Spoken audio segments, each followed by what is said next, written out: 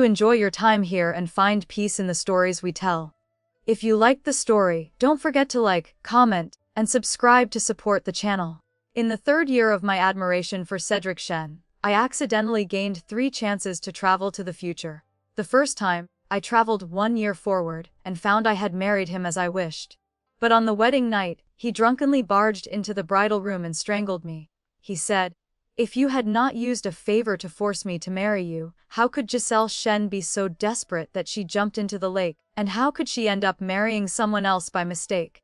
Giselle was his stepsister in name only. I was shocked. It turned out he harbored such feelings for his own sister. The second jump was further ahead. 3 years later, a widowed and heavily pregnant Giselle returned to the manor. When we both went into labor, Cedric moved every doctor to her side, leaving me to face death's door alone. The last jump was the following year. My daughter Penny, whom I risked my life to give birth to, was 2 years old. On her birthday, Giselle intentionally led her to the frozen lake. The ice cracked and Penny drowned, yet, to protect her, Cedric only punished her by making her kneel in the ancestral hall for 3 days. Waking up from the dream, it was the day Cedric called, oozing a favor to repay resentment. On the way to pray, we met bandits, and I accidentally took a sword strike for him. His eyes were red as he asked me, "Iris Jung, what do you want? Just say it. Even if you ask me to marry you, I will satisfy you." It was the Lantern Festival. Cedric came to pick me up as promised. At 20, he had shed his youthful wildness for stability. Wearing a white fur cloak and carrying a fish lantern, he looked gentle, like someone walking out of a painting. "Iris, I chose this fish lantern especially for you. Do you like it? It is for you." The lantern was bright but not exquisite. Before, I would have said I liked anything he gave. But today, looking at his face, I felt nothing. Because this morning, I had just finished my first-time jump. The last memory was him shedding his gentle appearance and strangling me like a violent beast, tearing my wedding dress. He had said, "Iris, if you hadn't forced me, Giselle wouldn't have jumped into the lake. You ruined her, and you ruined me. Didn't you just want to have me? Fine, today I will fulfill your wish." The pain of suffocation convinced me that time travel wasn't a dream. Back in reality, my heart pounded. I liked Cedric. 3 years ago, I followed my father from the northern desert to the capital. At a banquet, people mocked my rough manners and strange accent. He stood up like a descending deity to speak for me. "Miss Zhang is a general's daughter, naturally different from you all." He comforted me, saying I didn't need to mind others' words. He was beautiful, unlike the rough men of the north. Later, I learned he was the heir of Marquis Shen's estate. But I knew my feelings were one-sided, so I never thought of a result. However, after the mid-autumn banquet, we met more often. He started inviting me on outings. Today's Lantern Festival was his invitation. On the way back to my manor, a Taoist stopped me. He gave me a silk pouch, saying if I put it under my pillow, I could travel to the future 3 times. Out of curiosity about my future with Cedric, I did it. I traveled 1 year forward to my wedding day. Seeing the dragon and phoenix candles burning, I felt sweet. I thought, no wonder Cedric invited me out so often. No wonder rumors said the Shen family wanted to propose. When I asked him what he thought of me, he smiled and said, "Iris is very good, the best girl I have ever met." It turned out he liked me too. But I was wrong. I sat waiting in silence all night, and at dawn, he barged in drunk and strangled me. That jump was short. I had no memory of the future self, nor did I know why Cedric changed. Waking up today, my throat hurt. I wanted to refuse the festival, but I came to verify the truth. "It is beautiful." I nodded, taking the lantern. "Lord Cedric, what kind of person is Giselle?" I asked. Giselle was his stepsister, 5 years younger, brought by his stepmother. I heard their relationship was good, but not by blood. Cedric paused, surprised by my question, then smiled. "Giselle, she has been timid since childhood, afraid of thunder and crowds. She is frail and needs coaxing to take medicine. But don't worry, she is very kind and easy to get along with." His gentleness was obvious. My heart tightened. I no longer wanted to stroll. But before I could leave, a servant rushed over and whispered to him. Cedric's face changed. "Iris, I am truly sorry. Giselle accidentally twisted her ankle. I must go back." I realized this wasn't the first time. At a restaurant, she fainted from fever. At a poetry gathering, she had a coughing fit. He always left. I thought it was just brotherly care for a sickly sister. Now, watching him leave, I felt sick. I got into the carriage and wiped my tears. I told Dora, "Find that Taoist for me, quickly." Dora was a mute girl I picked up in the northern desert when I was 9.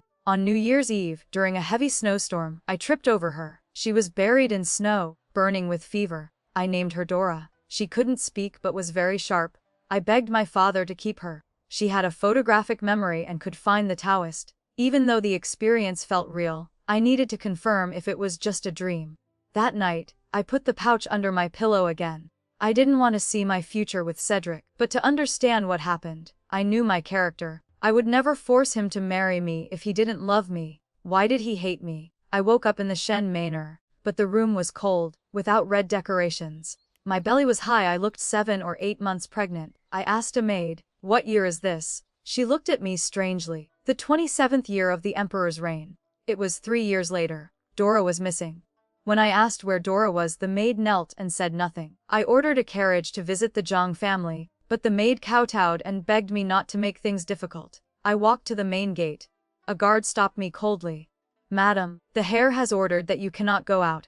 I was under house arrest. Cedric arrived with Gazelle. She looked petite and delicate, standing obediently beside him. Strangely, her belly was as big as mine. Cedric asked coldly, "Iris, what are you making a scene about?" I asked, "Where is Dora?" Giselle spoke up, looking confused. "Sister-in-law, did you forget? 2 years ago, your maid used witchcraft on me, making me sick for days. Brother cut her down with one strike, Giselle."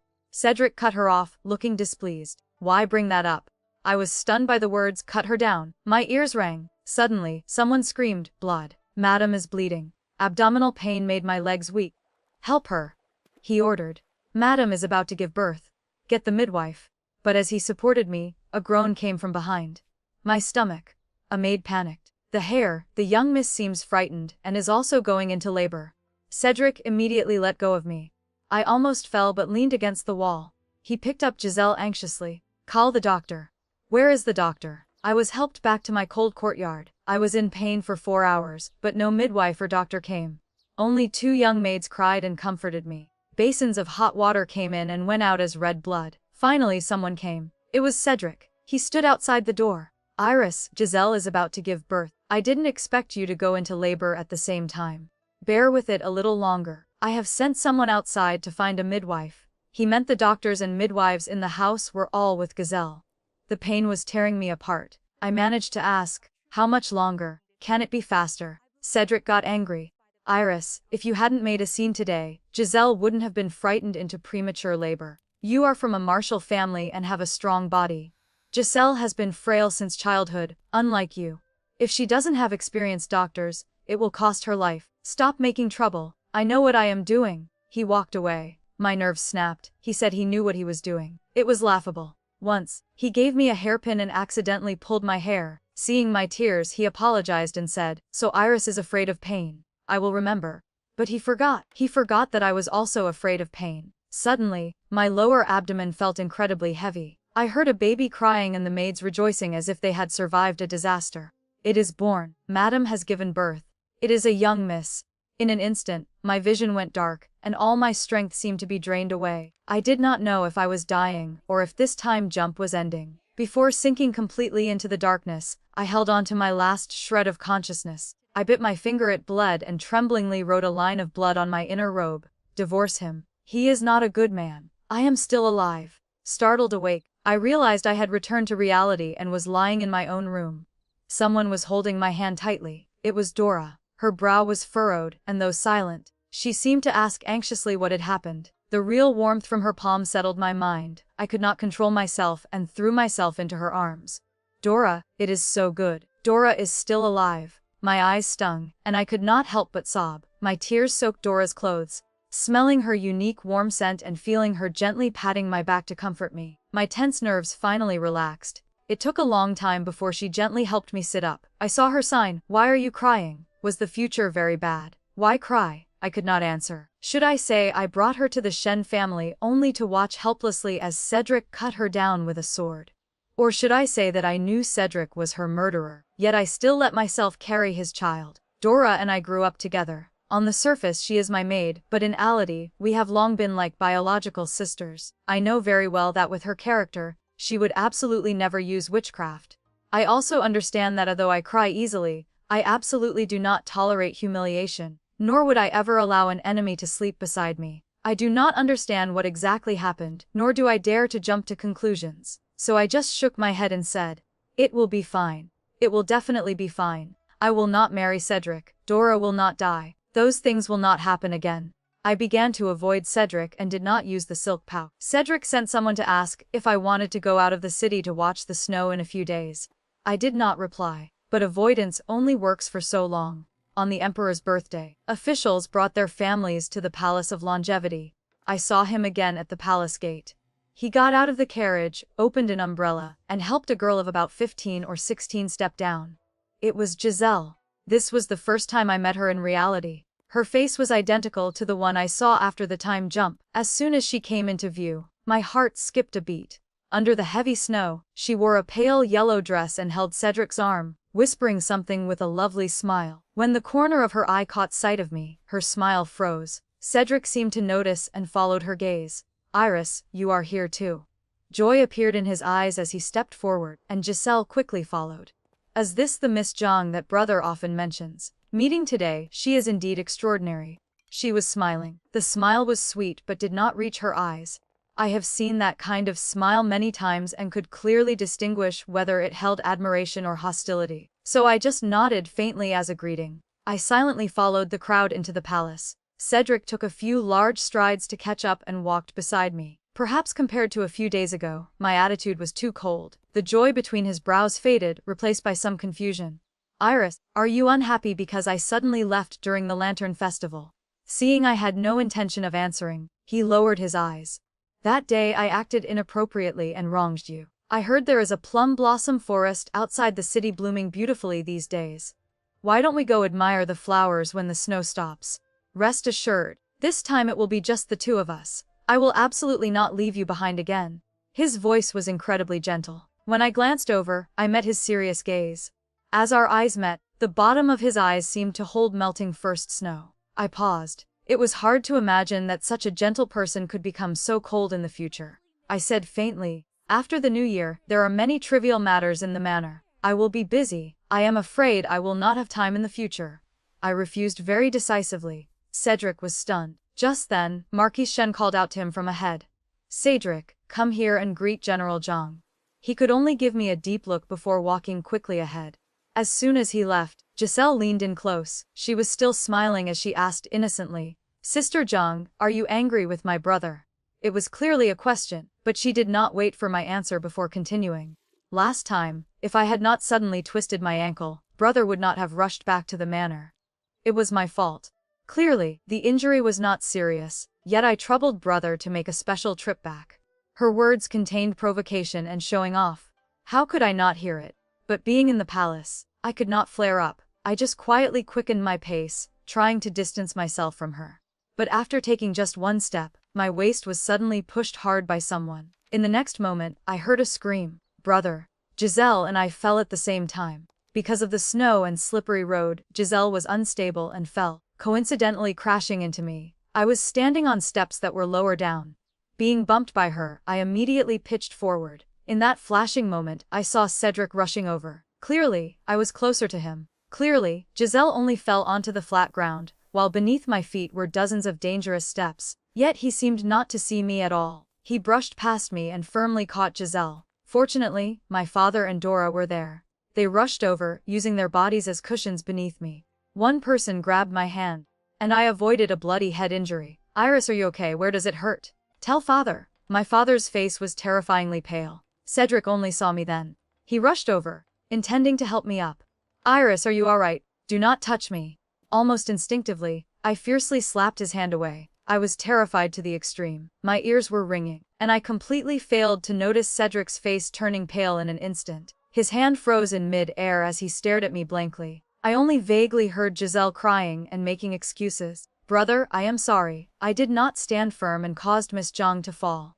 I will report it to the Emperor. My daughter is injured. I asked to take her back to the manor first." My father's voice suddenly rang out, drowning out her voice and cutting off her words. His face was dark, allowing no rebuttal as he supported me and walked straight out of the palace. Cedric moved to chase after us, but Giselle pulled his sleeve. "Brother."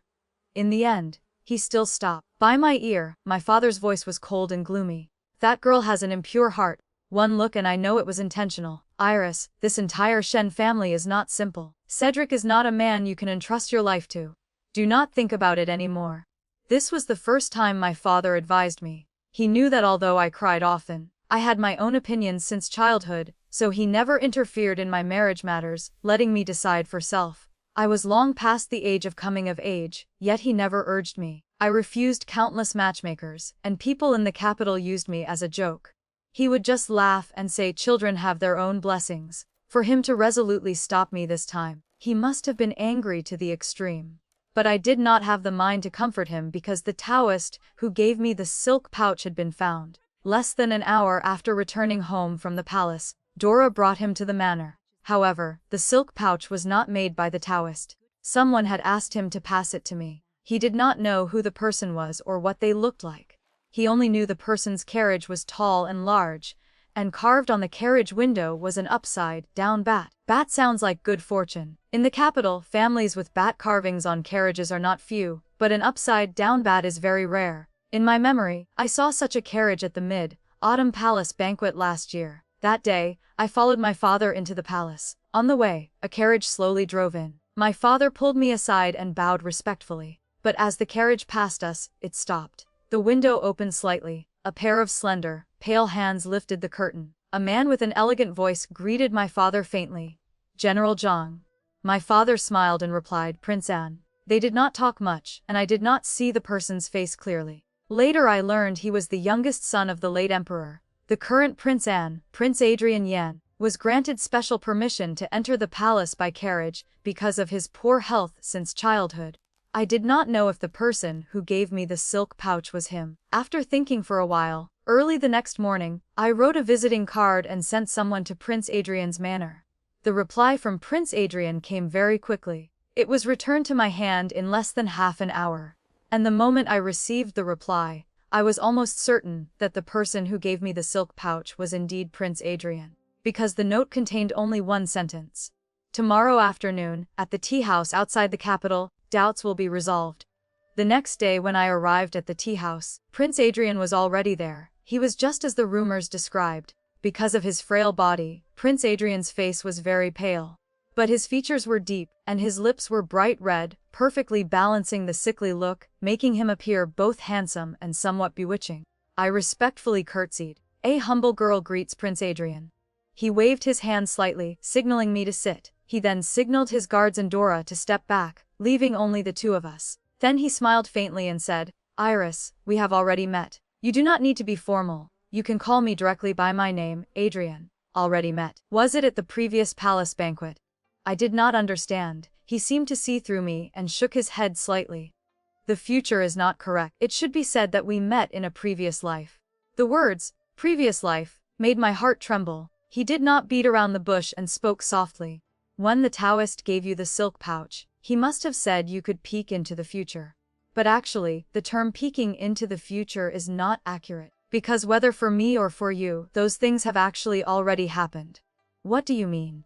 He took a sip of hot tea and spoke slowly. In the previous life, you and Cedric went to Anhua Temple to offer incense. On the way, you encountered bandits and you took a sore strike for him. Not long after, the Shen family came to your house to propose marriage.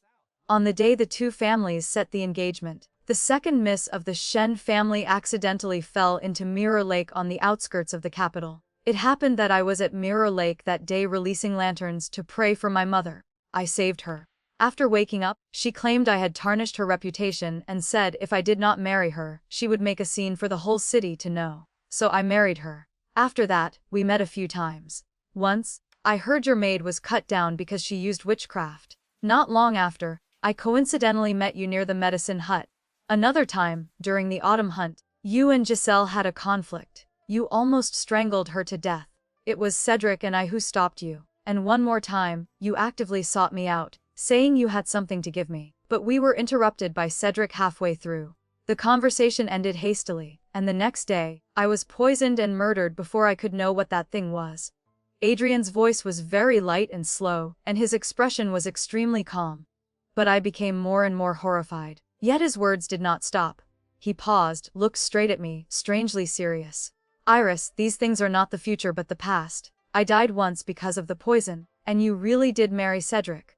Adrian's words were too mystical. But what was even more mystical was that details matched strangely with what I had seen in my 2-time jumps. For example, Giselle falling into the water, being saved, and forced into marriage. For example, Dora being accused of using witchcraft and being cut down by Cedric. But the thing Cedric accused me of, using a favor to demand repayment, could it be because I took a sword strike for him? But that is clearly not right with my character. Unless I was absolutely sure he liked me too, I would absolutely never actively propose marriage. The information was too much. It took me a long time to sort it out, and finally, I temporarily pieced together a part. So you gave me the silk pouch to let me travel back. You wanted to know what exactly I intended to give you. He nodded. Correct. Why? Because although my body is weak, I was not at the point of death. The poison that killed me was administered by Giselle. I froze slightly. I suddenly understood he wanted revenge. In the previous life, Giselle poisoned him. He suspected I knew about it beforehand and wanted to give him evidence. So he gave me the silk pouch to let me return to the past and see what the evidence was. But there was still something not right.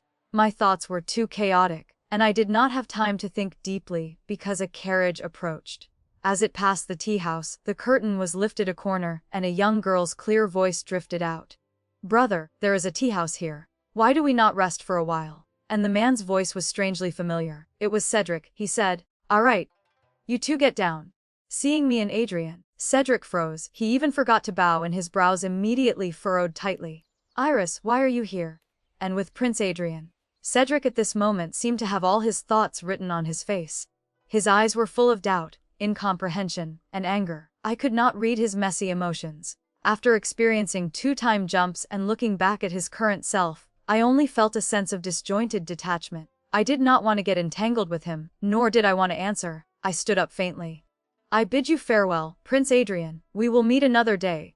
But very quickly, Cedric chased after me. In front of the carriage, he blocked me, looking somewhat panicked. Iris, is it because I made you angry in the palace that day? Listen to my explanation. Giselle is physically weak. As her brother, that day I only instinctively supported her. Today I only thought of taking her to see the plum forest first. If it was truly as beautiful as the rumors, I would take you another day. So, the restaurants he took me to, the lantern festivals he strolled with me, were all places he had gone with Giselle once before inviting me. It was truly disgusting. I really could not back and interrupted him. Lord Cedric, there is no matchmaker between us, no marriage contract. You do not need to explain. Rest assured, I will not take the rumors in the capital about our families discussing marriage seriously. Let us not meet again in the future, lest others misunderstand. After speaking, I turned to get on the carriage. Behind me, Cedric called out urgently. Iris. He seemed to still want to explain something, but before he could open his mouth, the surroundings suddenly fell into chaos. It was bandits. There were many of them. They did not know who they were targeting in the chaos. The sounds of killing and cries for help rang out incessantly. Brother, save me. Protect the prince. Dora also turned pale with fright and rushed toward me. But it was too late. An arrow shot from a distance. With precision, it plunged straight into my shoulder. And right behind me stood Cedric, with a face full of disbelief, his expression complicated to the extreme. I fainted from the pain. When I regained consciousness, I was woken up by a soft, childish voice making noise. Auntie, why is Mother not awake yet? Today is Penny's birthday. Will Mother smile at me? Will she hug me? If I tell Mother that I have memorized the 1,000-character classic, she will definitely be very happy, right? It was too noisy. I opened my eyes and saw a little girl of about 2 years old lying by the bed. The child's eyes were very big. Seeing me wake up, she was like a startled fawn, hiding quickly behind the maid, revealing only half her face and round eyes, looking at me timidly. The maid explained for her. Madam, today is young Miss Penny's 2nd birthday. Yesterday you promised that today you would stay with the young miss all day. Hearing this, it took me a long time to realize. Before going out today, I carried the silk pouch with me. I must have accidentally triggered the 3rd-time jump. The child is 2 years old, so have I traveled to the year after next? Clearly, I left a letter written in blood, so why haven't I divorced him yet? I did not understand. After thinking for a moment, I sat up and waved to Penny. Come here. The child seemed very afraid of me, not as comfortable as before I woke up. After hesitating for a while, she slowly walked closer and whispered, Mother. I asked her, did I promise to spend your birthday with you today? Her eyes lit up, and she nodded vigorously. Yes, Mother promised with her own words 2 months ago. 2 months ago. She remembered a promise from so long ago. I did not know how I had lived with her. Thinking for a moment, I asked, "Then what do you want me to do with you?" She seemed to have imagined this countless times, so she answered very fluently. "The tutor will come to teach soon. Father said even on my birthday, studies cannot be skipped. After I finish studying, can Mother take me to the streets? We can go to the East Market to watch acrobatics and then to the West Market to buy candied hawthorn.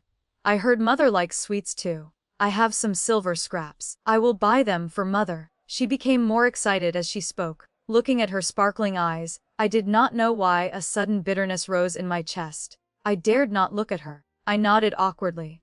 "All right, as you wish." Penny went to study, and I was not idle. I still remembered Prince Adrian's words. I thought if he did not lie, and if I really had evidence, I would absolutely not keep it in the Shen manor, and certainly not right under the eyes of the Shen family. So I decided to return to the Zhang family home. This time I did not bring anyone, and no one stopped me. In the manor, my father was sitting under the persimmon tree, polishing the red, tasseled spear that had been with him for 20 years. Seeing me return, he asked coldly, "Why did you come back?" My father doted on me very much. From childhood to adulthood, he had never spoken a harsh word to me. Seeing him so cold and hard for the first time, I felt extremely strange, but I did not have the mind to think too much. After considering it, I asked, "Father, in the years after I married, did I ever send anything back home?" My father's hand polishing the spear paused. After a long time, his voice softened. "3 years ago you had someone bring back an old jewelry box. It is currently placed in your room from before you were married."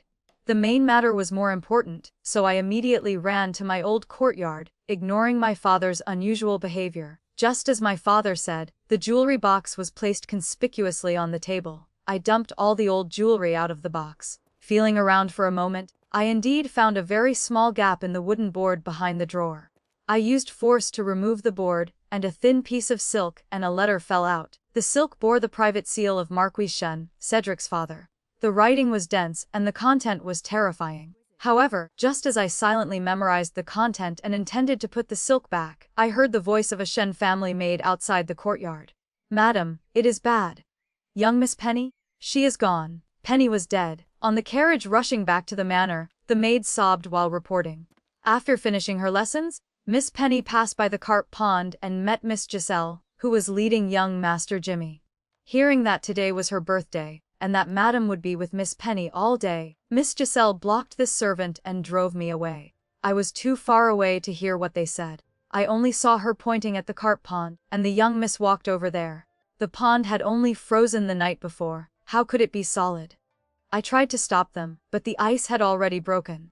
Miss Penny fell into the frozen lake. By the time she was rescued, she was no longer breathing. She cried miserably, but I had no sense of reality. I just thought blankly, how could that be? Clearly, tonight the child was still so lovely. How could she suddenly be dead? I assumed that today was the first time I met the child, and that I had no feelings for her. However, when I truly returned to the manor and saw the small body lying on the small bed, purple all over and without breath, my limbs went soft, and I almost could not stand. Penny. I wanted to confirm the child's breath, but as soon as I touched her face, my hand was grabbed by someone and pulled away forcefully. It was Cedric. He questioned me with a fierce face. "Where did you go? Why did you return to the Zhang family today? If you hadn't failed to watch her closely, how would Penny have fallen into the lake?" It was truly ridiculous. "You mean Penny falling into the lake and dying is my responsibility, and Giselle, the one who lured her to the lake, is not at fault at all?" Hearing Giselle's name, his face immediately stiffened. He let go of my hand, rubbed his aching forehead, and said, "Although Giselle was wrong, I have already punished her. She is currently kneeling in the ancestral hall. Once she kneels for 3 days to atone, I will let her stop." "Let her do what?" "Let her pay with her life." Cedric widened his eyes in disbelief. "Iris, how can you be so vicious? Penny is gone, and it is heartbreaking enough. Why do you want to make things difficult for the living?" "Make things difficult for the living? So you mean Giselle killed Penny, and you only punished her by making her kneel for 3 days in the ancestral hall?" This time I was truly angry enough to laugh. After laughing, I felt sorrow. Penny was only 2 years old. Today, looking at how carefully she asked for her wish, I knew that usually, I must not have been close to her, and Cedric likely had no love for her either. Yet clearly, I promised her today, and she was looking forward to going out for her birthday. Now she lay here, listening to her biological father cover up for her murderer. Perhaps my crying and laughing appearance was too terrifying. Cedric lost his patience and pinched the space between his brows. Giselle did not mean it. She was just playing with Penny. Iris, stop haggling over this. I promise you, we will definitely have more children. I became docile. I wiped my tears, stopped looking at him, and held Penny in my arms. Fine. Since you are not haggling, what is there for me to haggle over? From the corner of my eye, Cedric seemed surprised by my sudden obedience. He paused, but in the end, he said nothing. Until he left, the daughter who died young would not have a funeral or enter the ancestral grave. The coffin would be kept for one night, and early tomorrow morning, she would be taken up the mountain for burial. Only I and a maid kept vigil that night. I lied to Cedric. I was haggling. At midnight, waiting for the maid to fall asleep from exhaustion, I quietly went out and walked to the ancestral hall. The manor was very quiet at night, not changing a bit for the death of an unfavored daughter. Instead, there was an extra servant patrolling vigilantly in front of the ancestral hall. Seeing me, the servant said loudly, "Madam, the heir has ordered that without his permission, no one is allowed to enter or leave the ancestral hall." I said nothing, bent down to pick up a stone, and threw it straight at his head. He fainted. I finally entered the ancestral hall to meet Giselle. She was lying on a cushion, covered with a black fox fur coat. She was already asleep. She slept so peacefully. Such a big commotion did not wake her. It was not until the dagger was pressed against her neck that she startled awake. Her eyes widened.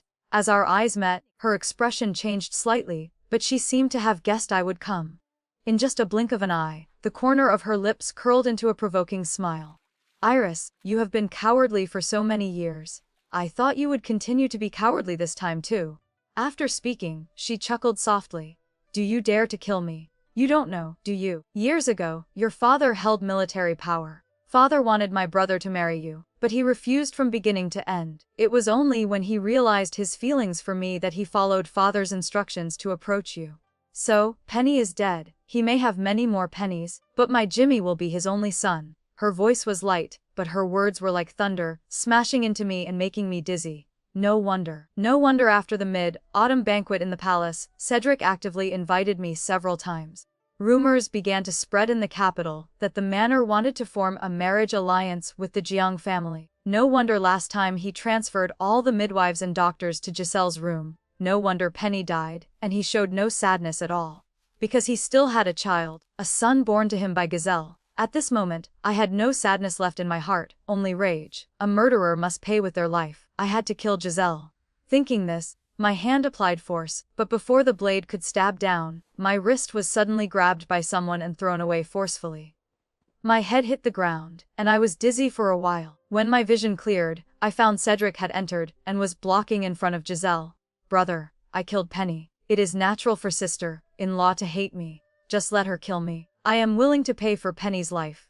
Behind him, Giselle sobbed, large teardrops falling, but while her mouth spoke of paying with her life, her eyes looked at me with full provocation. Yet Cedric did not reply. He looked as if he wanted to speak but stopped. His gaze toward me was extremely complicated, but in the end, he only sighed softly. "Let's go. No need to say these words in the future. You want to leave? No way." I wanted to chase after them, but my body suddenly lost control, as if my soul was being pushed out of the shell. I saw myself stagger up and accidentally knock over the altar. I saw the oil lamp fall, igniting the cushion and the curtains fluttering in the wind. The spirit tablets in the ancestral hall were made of good wood dried for many years. Stained with lamp oil, they burned even more easily. In the blink of an eye, the small fire turned into a sky-high blaze. But the me in that fire did not care at all. I saw her clutch the dagger and rush forward. The blade fiercely stabbed into Cedric's chest. Then she grabbed Giselle's wrist. "Iris, do you hate me this much?" Cedric looked at me with disbelief.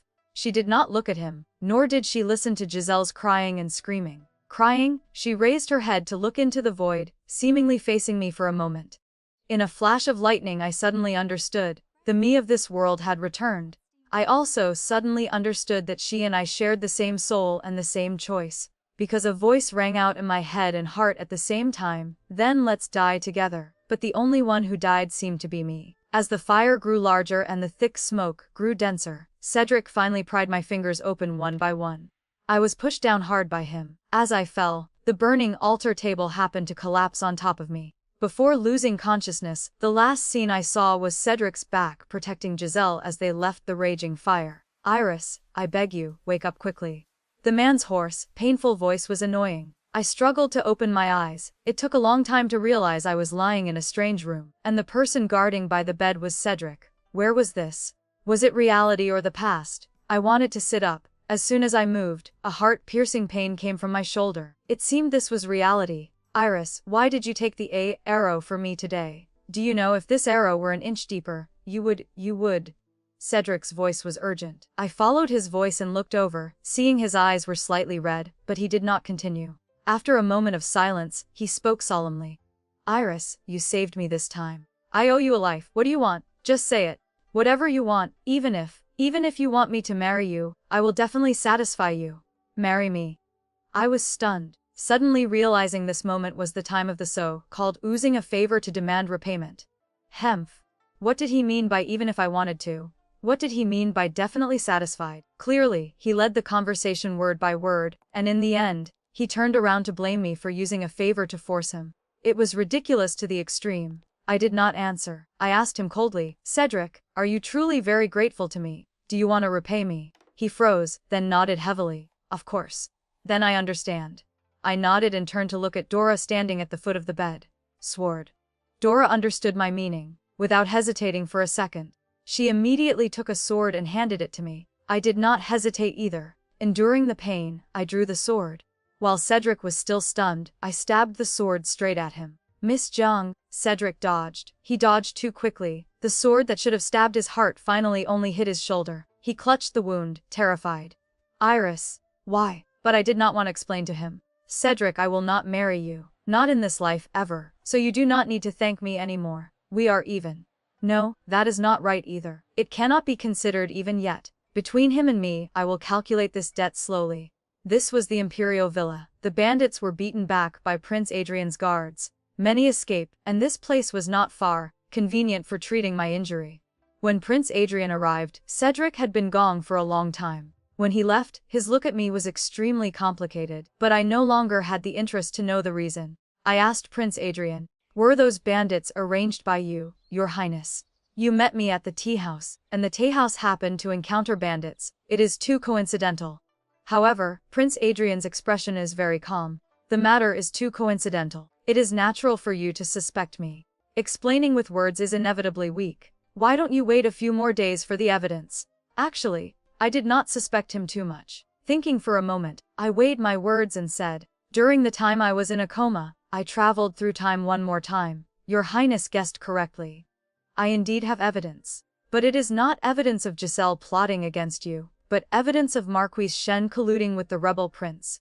Hearing this, Prince Adrian froze, his expression instantly becoming heavy. His reaction was within my expectations because when I saw the content on that silk cloth, I was also frightened. 4 years ago, Prince Yu took advantage of the late emperor's severe illness to suddenly launch a rebellion. The capital should have been heavily defended, yet it was breached by Prince Yu in just 2 days. My father and I were still in the northern desert then.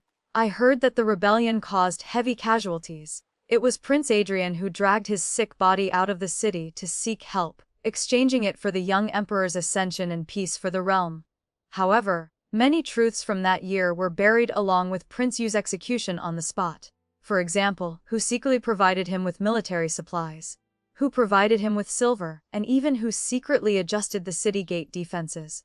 These things could not be traced back then, but all those names were clearly recorded by Marquis Shen in the letters exchanged with Prince Yu years ago.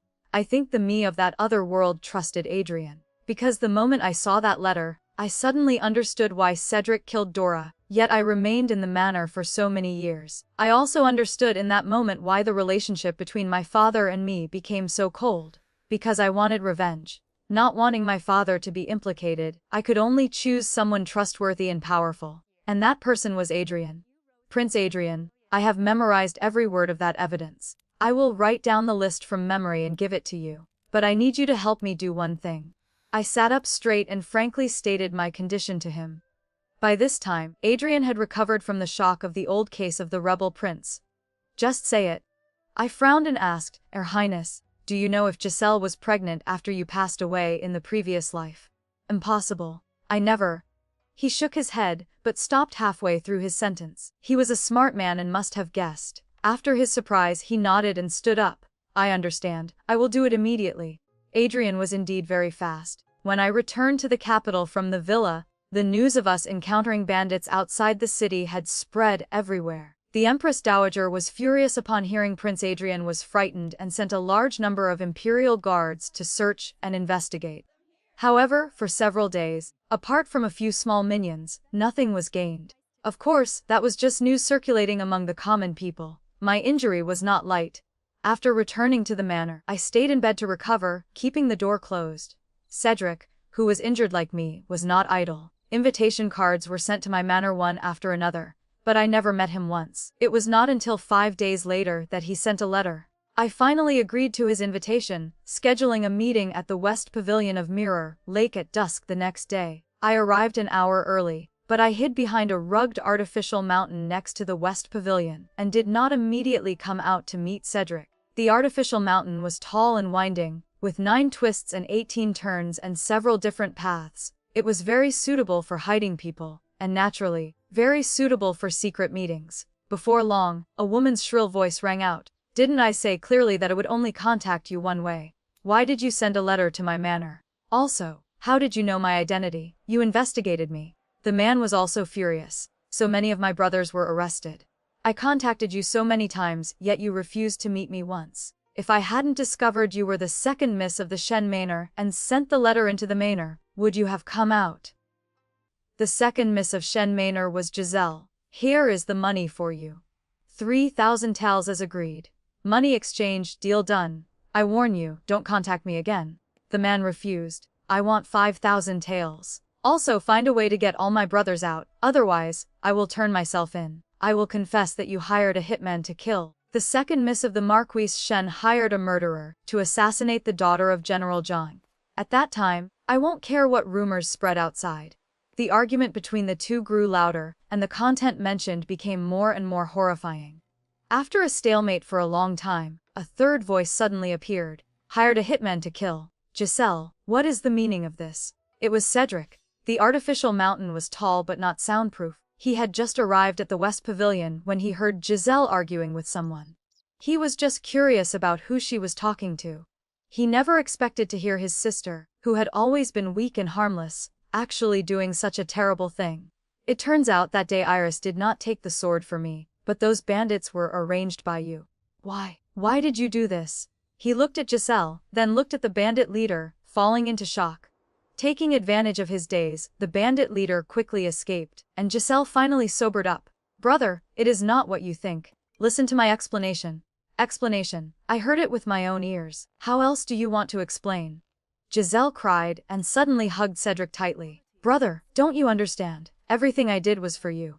Cedric was stunned. What do you mean? Since the mid-autumn banquet in the palace, you gradually cared about Iris. Based on what? Clearly, we have no blood relation. Clearly, we grew up together. Clearly, I am the one closest to you. Giselle lifted her head from his chest, looking at him with watery eyes. Brother, I like you. I can also see you have me in your heart. Otherwise, why would you leave Iris behind to come back and take care of me every time I had a slight headache or fever? You do not like Iris. You just cannot accept that I am your sister, so you intentionally approached her, wanting to shift the pain, right? Cedric, no need to suffer anymore. I like you. I love you too. Giselle's words made Cedric dizzy. He opened his mouth, perhaps wanting to admit, or perhaps wanting to deny, but he had no chance to speak anymore because several voices rang out simultaneously. Shut up! Preposterous! Siblings engaging in incest truly humiliates the family style. The person who spoke was not me, but Adrian, the eldest princess, and several imperial consorts hiding in another path of the artificial mountain. Today was a setup orchestrated by me and Adrian. A few days ago, he caught that bandit leader. After confirming that the person who hired the murderer was Giselle, he had the man send a letter to her, setting up a meeting for today. I also arranged for Cedric to come to this place. As for Adrian, early this morning, under the pretext of praying for the Empress Dowager, he accompanied the eldest princess and the imperial consorts to the temple outside the capital. In the afternoon, on the way back to the capital, they temporarily changed their route to stop here. I guessed that after Giselle was caught by Cedric for hiring a murderer, she would definitely speak without thinking in her panic. Sure enough, I guessed right. Seeing me and Adrian's group walking out from the path in the artificial mountain, Giselle's face instantly turned pale. Why are you here? She was so frightened she forgot to bow. Cedric was not much better. His eyes stared straight at me. Iris, it is not what you think. You listened to my explanation. He wanted to explain, but I did not want to listen. I interrupted him coldly. No wonder before. Every time you actively invited me, you would rush away for her. Last time at the palace banquet, we fell at the same time. Clearly, I was closer to you, yet you acted as if you didn't see me. It turns out you too harbored such thoughts. Not giving him a chance to defend himself, I turned and left. He chased after me again, blocking me before I got on the carriage. Iris, Giselle is my sister. I take care of her because I am her brother. I do not like her. How could I like her? I am just used to taking care of her. So last time in the palace, I instinctively supported her. The Lantern Festival, the restaurant, and the Plum Forest. Those times were all because I wanted to see you that I invited you, not like she said. Iris, the person I admire is you. The person I want to marry is also you. Believe me. The corners of his eyes were slightly red as he tentatively held a corner of my sleeve. But believe him. How could I? I coldly pulled my sleeve out of his hand. Cedric, I do not believe you. Perhaps my tone was too cold. He widened his eyes looking disbelief and muttered. Why? Iris, before, you were clearly not like this. Why have you changed so much in just 2 days? Is it because of Prince Adrian? Seeming certain of his guess, a flash of unwillingness appeared in his eyes. I ignored it and asked him, do you want to know the reason? He nodded. Seeing this, I took a silk pouch from my sleeve and handed it to him. Put it under your pillow for 3 days, and you will understand. This silk pouch was something I asked for when I gave the list to Adrian. There were only 2 such pouches in the world, and now only this last one remained. It was worth 1,000 gold, but it didn't matter. I am a fair person. If I want him to die, I will let him die understanding clearly. That year, the case of Prince Yu's rebellion was complicated and intertwined. Even with the list, executing all of them was not something that could be done overnight. But the case of Giselle hiring a murderer was supported by solid evidence. That night, the Court of Judicial Review received an imperial decree to arrest people at the Marquis Nanyang's manor. Giselle was thrown into prison. Marquis Shen was stripped of his title for failing to teach his child strictly. And the story of the incestuous feelings between Cedric and Giselle spread everywhere. From then on, for a long time, the main gate of the Shen family remained tightly closed. Except for Cedric, no one dared to step out. Cedric must have used that silk pouch and seen the futures that had happened. Because of that, he went crazy, disregarding everyone's gazes to stand in front of the Zhang Manor gate and scream, Iris, in that fire, I came back to save you. I never wanted to harm you. I don't know what was wrong with me. Only after losing you did I realize how wrong I was. I miss you every day and Penny, I was wrong. I beg you to come out and meet me once, okay? Come out and meet me. Marry me as my wife. For 5 years, clearly, you endured everything. Clearly, you have me in your heart. No, that's not right. Those things, haven't they not happened yet? Iris, I haven't done them yet in the present. Don't treat me like this. It's unfair. Endure. He was wrong. Neither the me of the present nor the me of the previous life ever endured. Because hidden in the makeup box was another letter left by my future self after she realized my existence. In the letter, it was written that Marquis Shen was not like Cedric. He was vigilant and had discovered the list was in my hands.